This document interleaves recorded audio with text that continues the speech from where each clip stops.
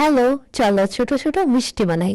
এই চ্যানেলে এটা আমার ফার্স্ট ভিডিও, সো ভাবলাম আজকে একটু মিষ্টি জাতীয় খাবার তৈরি করা যাক। So let's start. So firstly একটা পাতিলে দুধ গরম করে নিলাম, পাশাপাশি একটা কাপে পানিতে একটু ভিনেগার মিক্সড করে সেই পানিটা আমি দুধের মধ্যে দিয়ে এটা ছানা তৈরি করে নিলাম। তারপর এই ছানাটা একটা কাপড়ের মধ্যে নিয়ে পানিগুলো ভালোভাবে নিংড়ে নিলাম, যাতে এটার ভিতরে কোনো পানি না থাকে, একদম শুকিয়ে ড্রাই ড্রাই হয়ে যায়। লাইক এটার টেক্সচারটা ঠিক এরকম ধরনের হবে, একদম ড্রাই ড্রাই।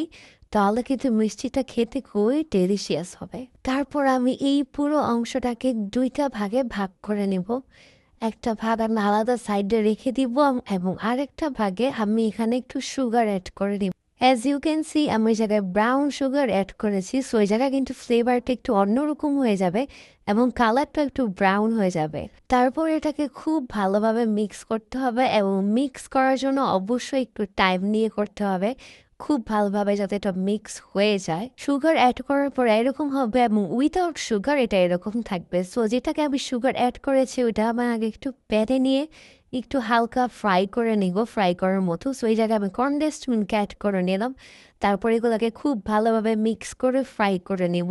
দেখতে পাচ্ছ কালারটা ঠিক সেম এরকম আসবে যদি ব্রাউন সুগার অ্যাড করা হয়। তো এখন সব কাজ শেষ, এখন শুধু এগুলোকে ভালোভাবে মিক্স করতে হবে এবং এগুলো মিক্স করার জন্য প্রায় 20 টাইমই লাগবে। সো মিক্স করতে করতে গল্প করা যাক। সো কে কেমন ভিডিও দেখতে চান এটা অবশ্যই কমেন্ট করে জানাবেন। আর এই রেসিপিটা যদি কেউ ট্রাই করে থাকেন এটাও কমেন্ট অবভিয়াসলি জানাবেন। কে কোন জায়গা থেকে এই ভিডিওটা দেখতেছেন তা কমেন্ট করতে অবশ্যই ভুলবেন না। ওকে, সো এবার এই টেক্সচারটা যখন হয়ে যাবে তারপর এগুলাকে দিয়ে ছোট ছোট গোল গোল করে মিষ্টির শেপ দিয়ে দিব। এরকম হাত দিয়ে গোল গোল করে ঘুরালেই হয়ে যাবে মিষ্টি। সো এরপর আমি এটার উপরে দিয়ে দিব icing sugar. So thank you for watching.